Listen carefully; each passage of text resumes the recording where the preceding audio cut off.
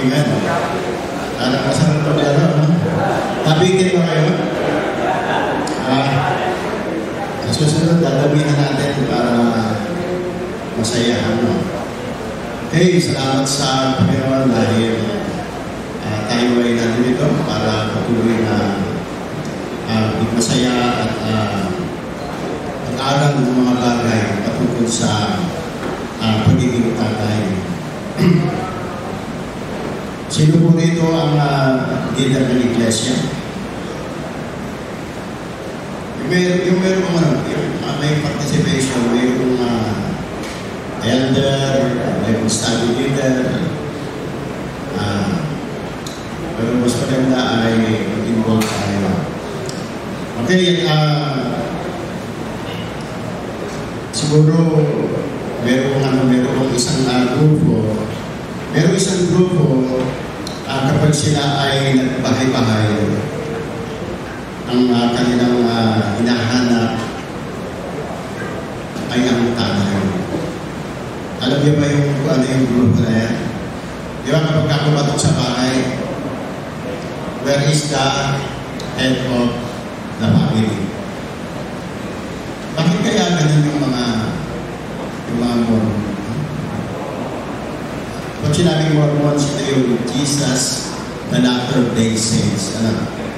Jesus, the Latter-day Saints. Bakit kaya sa tuwing sila ay magbabahay-bahay at kapag sila ay kumatok ng bahay, ang hinahanap kaagad ay tatay. Ang tanong nila, where is the head of the family? Mahalaga po ba ang tatay? Bakit hinahanap-hanap? Kaya itong ating district AMP fellowship, ang topic natin ay leadership begins at home. Amen. Lahat ng bagay dapat nagsisimula sa tahanan. Kahit nga ang buong Pilipinas, ang buong mundo ay binubuo ng bawat sambahayan. Family is the basic unit of the community. Amen. At yung head ng family na yun, ang siyang napakahalagang components, napakahalaga para ang isang sambahayan na binubuo, na umubuo sa isang community ay kailangan talaga. Kaya kung ang Mormons of Jesus, the Latter-day Saints ay hinahanap yung head of the family, siguro maging sa bawat isa sa atin. Amen. Siguro tanong ko lang, bakit kaya hinahanap where is the head of the family? Ano ba ang ibig sabihin nito? Pwede ko bang kahit isa lang, pwede ano ba yung dahilan kung bakit yung head of the family ang siyang hinahanap ng mga nag-evangelize? Meron ba kayong idea ito?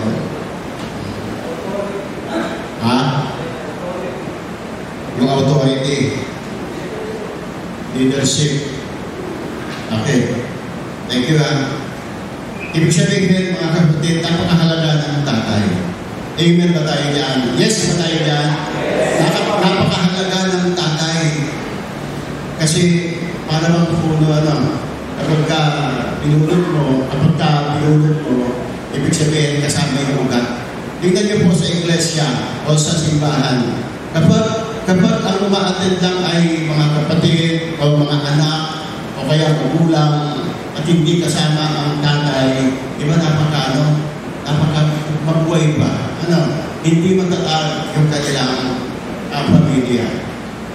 Napakaganda kapag ang tatay ay kasama, masasabi natin matatag at matibay.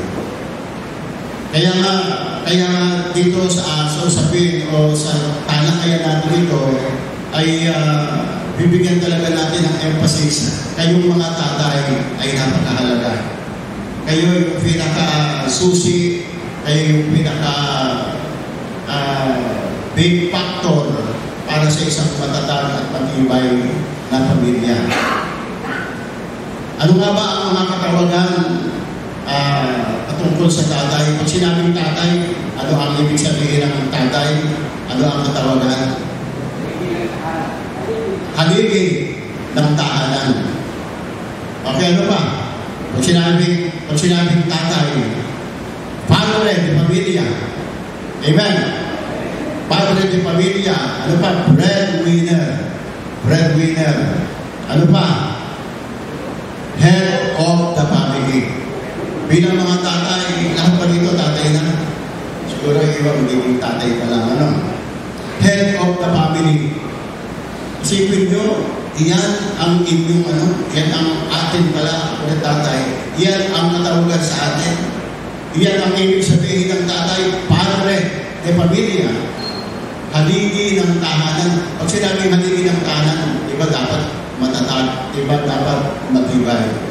Kumbaga sa kawayan dapat ay, ano yung kawayan na matibay at matatag?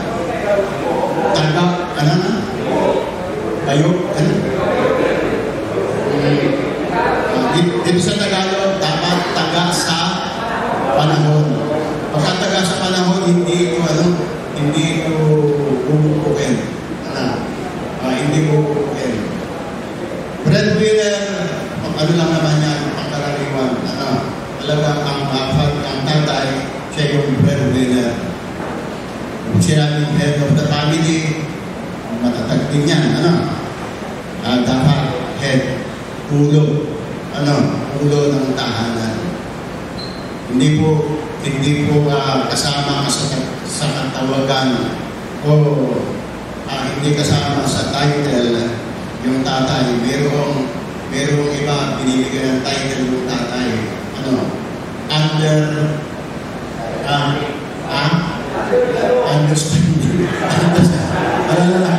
Understanding maganda. Meron pa daw? Under desire. Sabi ng iba, ako ang final word sa amin. Ako ang final say sa aming pamilya. Sinabi ng misis ko, mag-sign ka na. Yes, darling. Sinabi, magluto ka na. Yes, darling. Pag sinabi, mamalansa ka na. Sasabihin, hindi pwede. Tapos ko lang mamalansya. Kaya mga kapatid, yung head of the family, haligi ng tahanan, breadwinner, yung padre de familia, dapat tindigan po natin yan. Amen. Kasi tayo yung magdadala. Ang ibig sabihin ng tatay, minsan kapag nagkaanak, sasabihin niya, yehi, tatay na ako. Yehi, tatay na ako. Pero ang isang pinakamahalaga din na ibig sabihin ng tatay ay responsibilidad. Amen po ba tayo dyan? Responsibilidad ka. Responsibilidad ko yung babae na iniharap mo sa altar at responsibilidad mo yung mga anak na ipinagkatiwala sa iyo. Kasi yung mga anak, hindi naman sa atin yan. Yung mga anak na mayroon tayo, yan ay ipinagkatiwala lang sa atin ang Panginoon. Amen. Ipinagkatiwala at kung paano natin pinalaki, kung paano natin inaruga yung mga anak na ipinagkatiwala sa atin ang Panginoon, ay atin itong ipagsusulit sa Kanya. Siya ang nagmamayari. Tayo ay mga katiwala. Kaya bilang mga tatay na leader ng pamilya, dapat tayo, hindi ko i-exclude yung sarili ko, dapat tayo ang mamumuna sa pagpupromote na magsisimula sa tahanan. Bilang mga leader, bilang mga haligi ng tahanan, breadwinner, mamumuna tayo sa pagpupromote sa napakahalagang mga areas ng ating pamilya sa bawat sambahayan. At ilang bagay lang kasi 30 minuto lang, kaya hindi ko na ito ipinlas doon sa PowerPoint. 30 minutes na ito, 30 minutes na bilang leader ng pamilya, mga tatay, dapat yung mahalagang areas na ito ng buhay, dapat nagsisimula ito sa bawat pamilya kung saan tayo mayroon. Tayo ang mag-promote, tayo ang siyang mag-initiate, tayo talaga bilang mga tatay ang siyang gagawa ng kapatanan.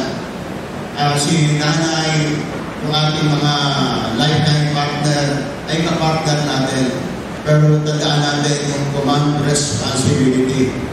Yung command responsibility ay ibinigay ko sa mga tatay. At ilang bagay lang ang nais ko na bibigyan ng emphasis sa ating mga tatay na dapat ay magsisimula sa tahanan at dapat ay doon sa tahanan talaga una nilang mararanasan. Una, sa bawat pamilya na mayroon tayo, ang ating dapat sisiguraduhin in our family must be a place of love. Amen. Ano po, sa bawat pamilya na mayroon kayo, dapat yung pag-ibig ay nandoon sa ating asawa, sa anak. Dapat yung pagmamahal, dapat maranasan ng mga bata doon sa tahanan. Ito naman siguro alam niyo na, pero ulitin ko pa rin kung meron hindi nakakarinig pa. Mayroong isang bata, tinanong ng kanyang tatay, sabi ng tatay, anak, spell love daw. Sabi ng bata, T-I-M-E. Spell love, sabi ng tatay. Ang sagot ng bata, T-I-M-E. Ano yung T-I-M-E? Time. Ano? Love. T-I-M-E. Para hindi pa niya naiintindihan. Tinanong naman siya ng bata. Sabi ng bata, Tay, magkano ba yung isang araw na sweldo mo? Magkano ba yung isang araw na sweldo mo? Sabi ng bata. Sabi ng tatay, anak, ano lang, 1,000. Isang araw lang ang sweldo ko. 1,000 a day ang sweldo niya. After 3 months, ilapitan ng bata ang kanyang tatay. After 3 months, tinanong, sabi ng bata, Tay, pwede kong hindi ka muna pumasok bukas. Asya naman tayo, ng bata. Kasi walang tayo yung tatay tungkol sa kanyang mga anak para ipasyan. Tagal-tagal naman na hindi tayo magkakasama sa pamamasyan. Sabi ng tatay, naku anak, sayang naman sayang naman yung 1,000. Nakikitain ko pagka ako ay umabsent at hindi ako pumasok. Sayang naman anak. Sabi ng anak, tatay, huwag kang mag-alala. Babayaran ko yung isang araw na sweldo mo. Bayad ka, tatay, hindi mawawala yung kita mo na 1,000. Ito po tayo 1,000, 3,000 kung ipunan para lang bibigyan ko, babayaran ko ang isang araw mo na inalaan mo para sa amin. Ibig sabihin pala tayo yung tatay. Paano mararamdaman ng mga anak yung pagmamahal ng tatay kung walang time na binibigay? Kasi kung minsan parang ang role lang natin mga tatay, breadwinner lang. Diba kung minsan gano'n Para bang kapag ka naibigay natin yung pagbili ng pagkain, pagbili ng ulam, pagbili ng pambayad sa kuryente, pagbili ng ganito, parang yung role natin as tatay ay natupad na natin. Pero isang aspeto lang pala yun. Sabi, diba, breadwinner, higil ng tahan. Marami pala tayong role. Dapat pala yung role natin bilang tatay, babalance natin. Amen? Kasi kuminsan nakala natin breadwinner lang. Pero maraming breadwinner na ibigay sa mga anak yung napakaraming bagay, lahat ng gadget na ibigay ganito, pero favor pa rin siya ng tatay. Kaya, una mga kapatid, bilang tatay, sa bawat pamilya, must be a place of love. Amen. Yung pagmamahal sa pamamagitan ng pagbibigay ng time. Kasi sa pagbibigay ng time, nagkakaroon ng bonding, nagkakaroon ng magandang nagkakaroon ng closeness. Amen. The more you give time, the more you get closer and closer to each other. Bilang mga tatay, sa bawat pamilya, dapat yung pamilya natin, yung tahanan natin, na ating pinapangasiwaan at pinapaunahan, dapat doon sa tahanan talaga mararamdaman ng mga anak ng may bahay yung kapayapaan. Family must be a place of peace. Amen. Kasi kung hindi maramdaman ng mga anak yung pagmamahal, kung hindi maramdaman yung kapayapaan, mga kapatid, kung saan-saan talaga hahanap yan ng magmamahal sa kanila at magbibigay ng time. At maghahanap din ng kung saan sila parang piling nila ay payapa. Family must be a place of peace. Amen po ba tayo yan? Kwento ng isang kwento, narinig mo na siguro ito. Sa isang klase, parang first day of the class, ay nagtanong ang teacher sa mga estudyante kung kanilang pagkakakilanlan. Isang student ang tinanong, ano ang pangalan ng tatay mo? Ang sagot ng bata, Timonyo po. Ano ang pangalan ng nanay mo? Ang sagot, Timonyo po, sabi. Ano ang pangalan mo? Timonyo po. Ano ang pangalan ng kapatid mo? Ano? Timonyita, siyempre, di ba? Saan ka nakatira? Sabi ng bata, sa impyerno po. Sa impyerno daw siya nakatira. Sabi ng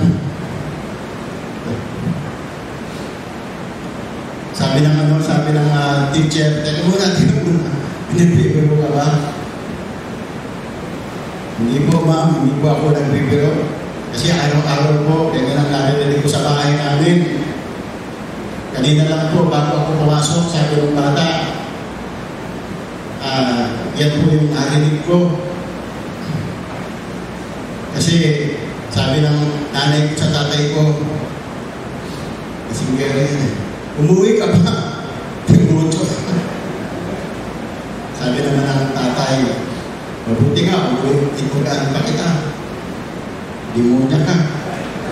Nakita ng tatay ko, anak, yung bata, ikaw, bata, titingin-tingin ka, umuwi, bata ka. Tapos, nakita yung kapatid, isa ka pa. Tapos, pagkasabi ng tatay, kanas ang nasa impyerno ng pamamahay nito. Kaya halos araw-araw, hindi narinig ng bata. Kaya yun yung ano niya. Kaya yung bata, hindi maintindihan ng kanyang kalalagayan. Walang kapayapaan. Kapag yung mga anak natin, walang kapayapaan, yung isipin mo ito, saan hahanap yan? Sa latas. Amen? Kung nasa bagay na magandang lugar, na ang kapayapaan ay mag-ahari. Kaya mga kapatid, ang parang mga tatay, unahan natin.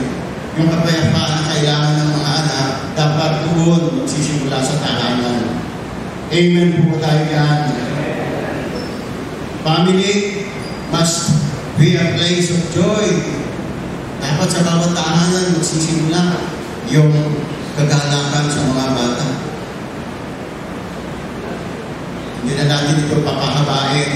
kung walang maramdaman na joy, happiness, ang mga bata, ang mga anak, saan sila hahanap? Sa labas. Amen? Sa lahat ng binabanggit ko rito, kung wala at hindi magsisimula sa tahanan, ang mga bagay na yan, mga tatay, mga anak natin, kung saan pupunta yan, at doon nila hahanapin yan sa labas. Family must be a place of training. Amen po ba tayo doon? At tayo mga tatay, ang siyang mamumuna para i-train natin yung mga anak natin. Ang training dapat nagsisimula sa loob ng tahanan. Proverbs 3, 5, and 6. Ano dapat sabi? Train up a child in the way they should go. Amen. Dapat ang labas ng tahanan ay napakamasulot. Ang labas ng tahanan ay napakagulo. Kaya dapat bago natin pakawalan yung mga anak natin at isapak sa magulo at masalimuot na mundo, dapat sa tahanan i-train natin sila. Yes, kung ba tayo dyan, turuan natin sila magpasa ng banal na kasulatan, turuan natin sila na manalangin, turuan natin sila na talagang magtiwala sa Panginoon, i-guide sila ano ang tama at mali, papaalalahanan sila palagi.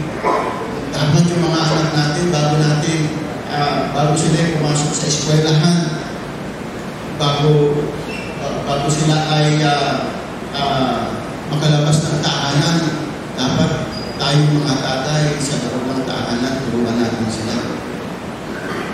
Kasi kapag yan ay lumaki at hindi na-train sa tahanan, matitrain yan sa sistema ng mundo. Diba? Matitrain sila. Ang husay pa naman mag-train ng sistema ng mundo kung sa mali at hindi magandang gawain. Okay? Meron nga ako yung kapatid ko nasa Apunde, yung lalaki. Pero yung nanay, nandoon. Sa bahay nila. Minsan napunta ako doon sa kapatid ko. Yung mga anak niya maliliit pa ng tayo na yun. Yung mga anak niya parang mga bosing-bosing, matapang, at yung nanay niya naglutunan, nagsain na, at halos hindi na makagaga. Naghain na, tapos pagkahain yung mga anak umupo, kumain, tapos walang baso. Mama pa yung baso! Yung isa na, mama pa yung kutsara! Ma'am! Ganun. Maliliit pa ng tayo na yun. Sabi ko doon sa hipag ko, bakit hindi mo turuan bakit hindi mo turuan yung mga anak mo na yan? Bakit ganyan yung mga yan? Ikaw lang nagsay, ikaw lang nagano, tapos parang mga bossing-bossing pa. Sabi nung hipag ko, hayaan mo, maliliit pa. Hayaan daw, maliliit pa.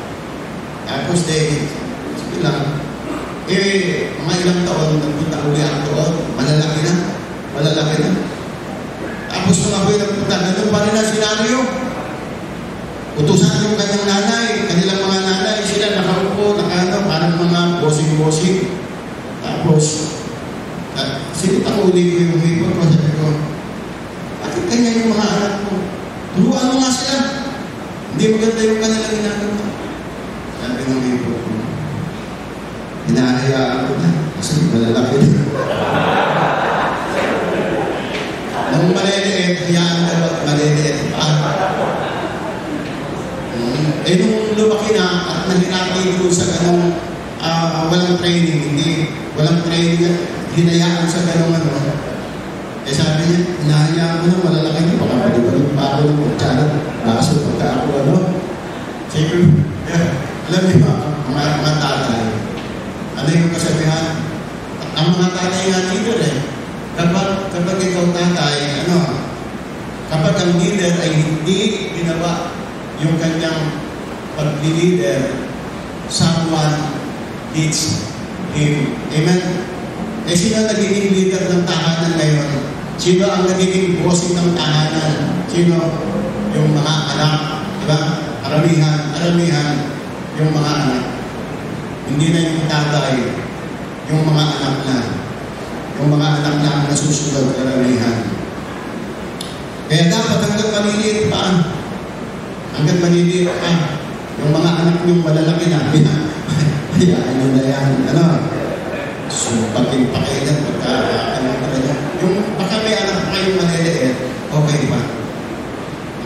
Yung mga nasa tahanan pa, kaya mga kapatid, family must be first place, training. Huwag natin sasabihin, bata pa yan. Dapat hanggang bata. Para bang parang clay, yung clay. Di ba yung clay hanggang malambot, i-mold mo, susunod. Ganun dapat yung bata hanggang malambot pa sila, susunod sila. Yung mga kahoy, di ba? Yung mga sanga, hanggang malambot, ano yan? Ang galaw sa ako. Nasabay aking nasa bakit orasan ko dyan. Oras na? 1 minute na lang. Okay. Sige, malapit na. Dapat mga kapatid, magsimula talaga sa tahanan. Amen? Kaya, leadership begins at home. Pagka iyan ay na-miss ninyo, mga kapatid, yung pag-leader na dapat magsimula sa tahanan sa mga anak, mga kapatid, iyan ay malaking kabuluhan. Amen. Bago natin sila pawalan sa labas ng tahanan, dapat well-trained sila. Yes, kung ba tayo dyan, dapat balot sila ng armor of God sa Ephesians chapter 6, verse 10 hanggang 17. Pero isa pa, ilalagdag ko lang ito kasi sinabi na ito kanina, family must be a place of worship. Amen. Family must be a place of worship. Lahat ng tatay ay automatic na siya ang pastor ng tahanan. Lahat ng tatay dapat ay automatic na siya ang ministro ng tahanan. Na tayong mga tatay sa ating ipinagkatiwala, tayo mag-guide sa ating mga anak. Dapat ang bawat pamilya sa pamumuno ni tatay sa bawat simbahan ay mayroong tinatawag na family altar. Amen. Sama-samang pananalangin, sama-samang devotion. Ano yung nakikita natin lagi sa daan sa abroad, nakikita ko yan. A family that prays together, stays together. Sa Saudi Arabia, nandiyan yan. A family that prays together, stays together. Kaya mga kapatid, maiksi lang itong pinag-uusapan natin. Pero bilang mga tatay, gusto lang maiwan. Meron tayong kanya-kanyang tahanan na ipinagkatiwala sa atin ng Panginoon. At bilang mga tatay, dapat yan nagsisimula magawa ng mga anak ang tunay na pagmamahal, ang tunay na kapayapaan. Yan sa tahanan, mamuhod ang kanilang mga puso at isipan. Yung first training nila dapat dyan bago sila isabak sa mundo, madanya at masinuod na mundo ito. Mga tatay, kapag epektibong leader ka sa iyong pamilya, sigurado epektibong leader ka rin sa iglesia. Kapag ikaw epektibong leader sa iglesia, subalit kung ang iyong pamilya ay hindi mo maayos, may problema ang iyong pagiging leader. Leadership must begin at home. Amen.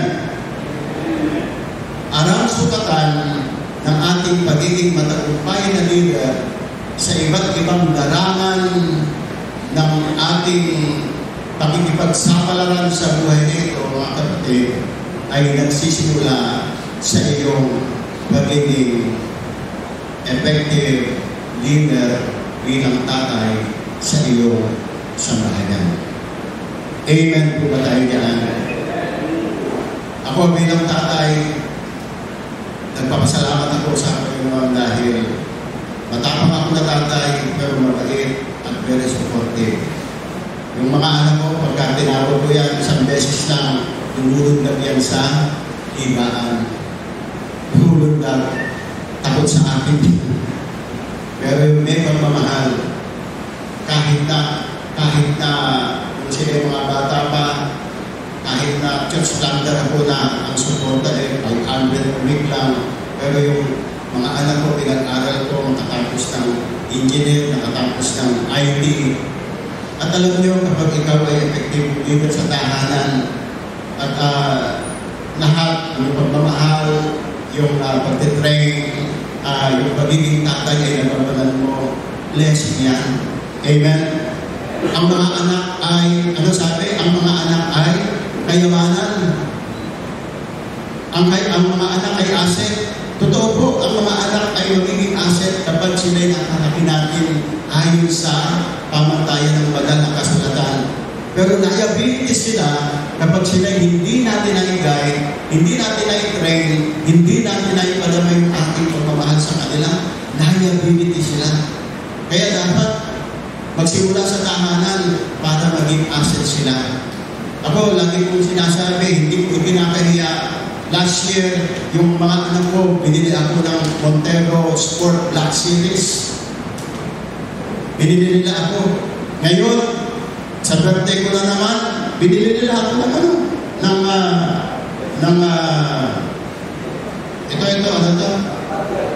tablet. Ito. Kaya, sila sasabihin nila, paano gusto. Alam niyo, kapag ang mga anak ay nararamdaman ng pagmamahal, pagrespeto, pagpapahalaga, nararamdaman yung pagmamalasakit, paglaki nila, sila naman ang pagmamalasakit, sila naman ang pagpapalaman ng pagmamahal at pagpapahalaga. Amen po ba tayo dyan?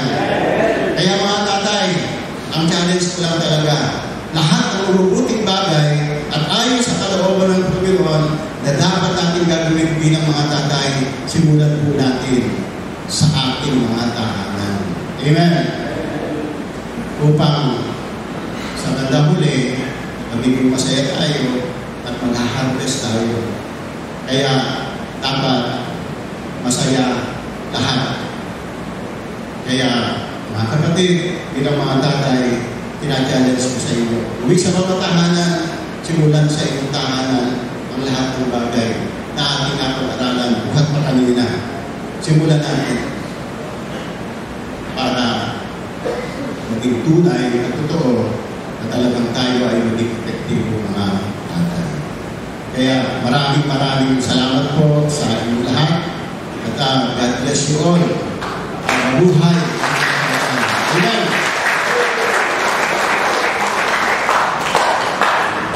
Thank you, sir. Manatili ka dyan. Tinatawagan namin si Pastor Dante.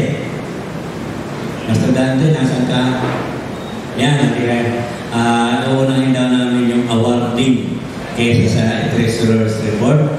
Di ba may panalangin din natin si DMS dahil pagkatapos ito ay tatakbo sila sa Aurora, Isabela. Okay. Binibigay ko kay President ang pagkakataon sa pagpapayag ng kanyang pasasalamat sa ating dalawang speaker. Ngayon po sa lahat, ako ay pupuri sa Panginoon sa ginawa po niya sa atin sa hapon po ito.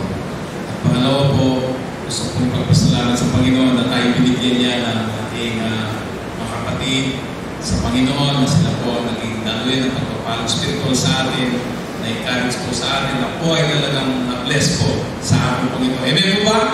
Amen. Glory to God sa mga buhay po nila na ginagamit ng patuloy ng Panginoon. So, maraming salamat po sa inyo. Gusto po namin kayong i-appreciate po sa hapon po ito. Una po kay Pastor Dante Polescas for being the guest speaker during the Central Luzon District Alliance Men Philippines Leadership Conference with the theme Leadership Begins at Home, held on December 8, 2023 at Angeles City Alliance Church, Pandantano Road, City Center, Angeles City. Maraming salamat po, Pastor, sa inyo pong presensya sa amin po sa amin.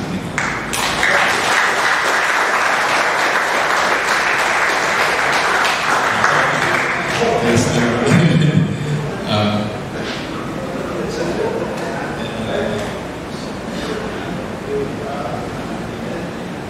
maraming salamat po.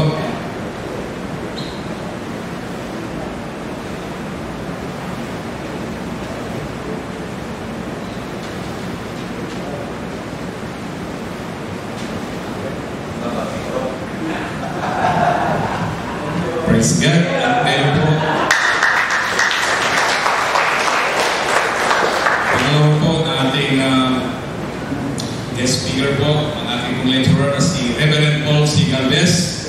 Gusto rin po natin yung presensya sa atin sa ating pagkilo for being the lecturer during the Central Luzon District Alliance Grand Philippines Leadership Conference with the theme Leadership Begins at Home, held on December 8, 2023 at Angeles City Alliance Church, Pantantabal Road, City Center, Angeles City. Maraming salamat po, Pastor.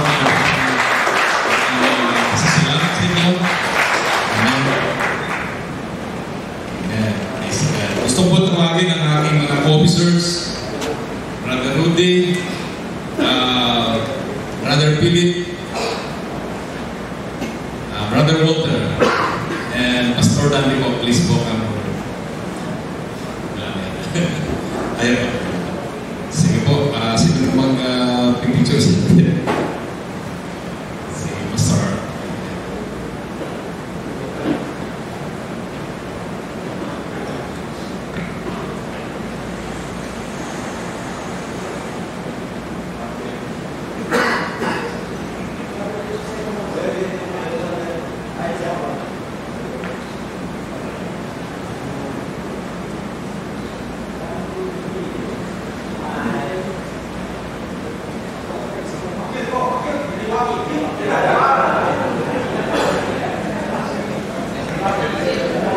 Maraming salamat po muli. Palakpakan po natin sila.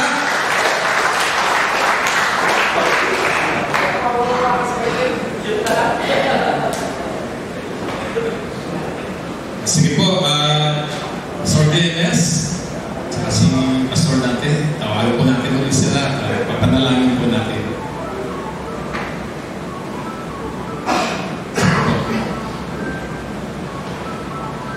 Nandiyan po ba si Pastor Layo? Pastor Layo? Nandiyan? Okay.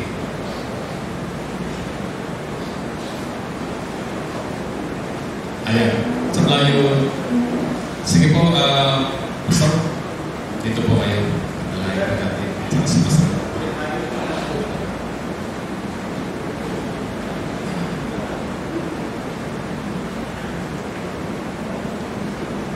Kayo po yung nananalayang para sa akin.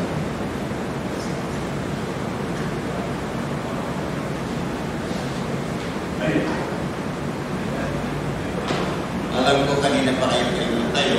Kita mo. Just raise your hands. Hindi ka mataas. Loving Father, we are so grateful to you this afternoon for the way you have done wonderful things as we gather and as we listen. Thank you for our leadership for today. Now, in our front, nandito po ang aming speaker, Pastor Dante. Salamat po sa kanyang panahon. Salamat kanya sa kanyang talento, experience na binahagi niya na meron po kwenta, Panginoon. Hindi istoryang walang kwenta, kundi karanasan na may kwenta. Hindi siya nakarating ngayon sa posisyon ito, Panginoon.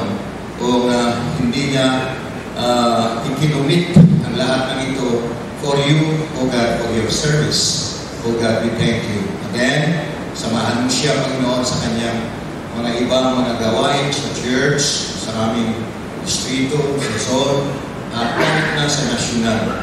Father, we pray for this leader that we have. Continue to give more wisdom and heart, lovable heart, and of course, giving heart. Thank you so much. Even for sa mga binigay niyong mga talento sa kanya.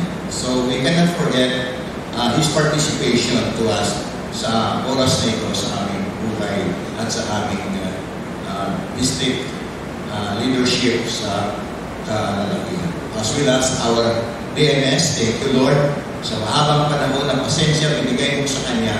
Panginoon Diyos, hindi makakarating ngayon ang iba kung hindi sa Kanyang prayer, sa Kanyang plano, sa Kanyang nais. Thank you for the leadership of our DMS. Thank you sa Kanyang patience and love.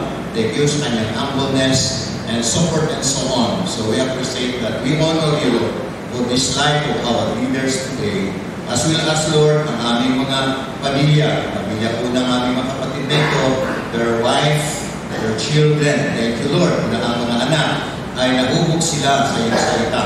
Salamat po, sila ay nagiging living testimony sa aming mga patinig o Panginoon.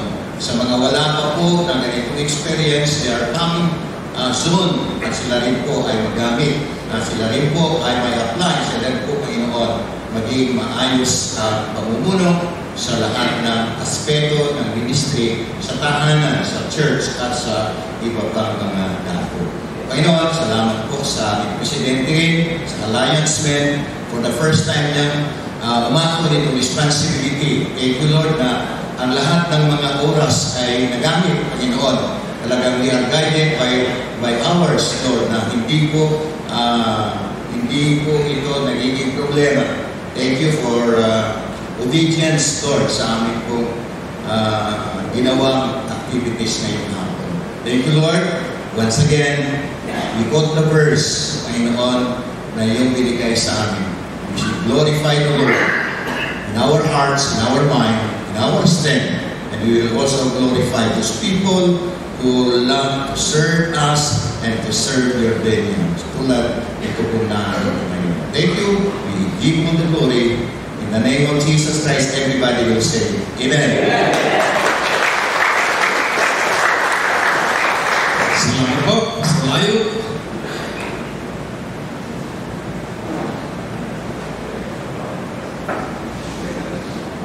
Okay. Nagtatanong ko sa akin, boss. Kahit na mag-gasot nila siya ang boss ko. Sabi ko, sana rapor na muna mag-upan. Pero unahin na muna yung treasurer's report dahil ready na ang ating patikan na treasurer, ating officer in charge, si Reverend Pastor Walter Mihon.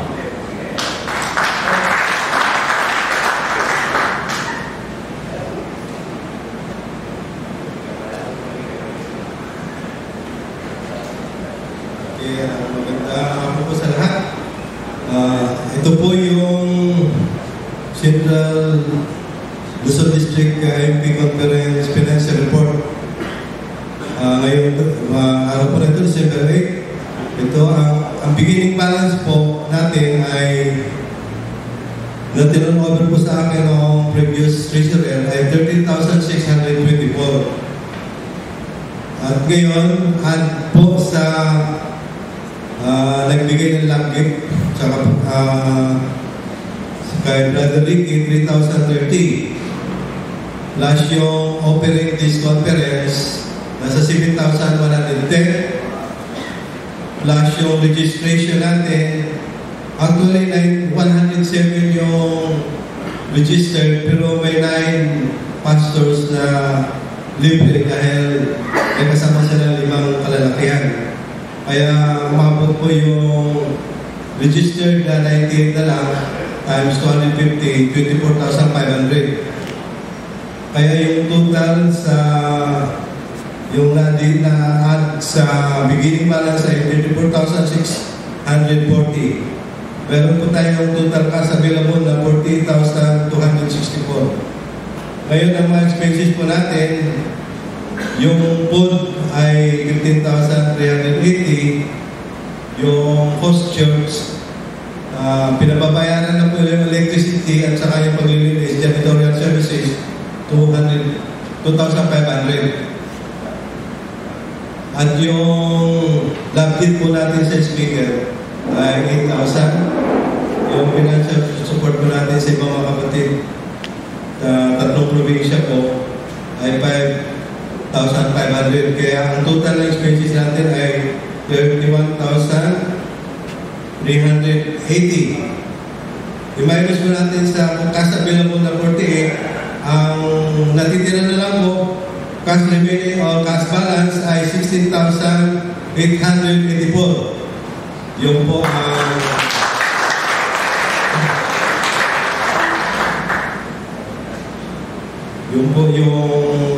report po, kabuuan ng report. Kaya, baka may tanong po kayo. Kung wala lang po,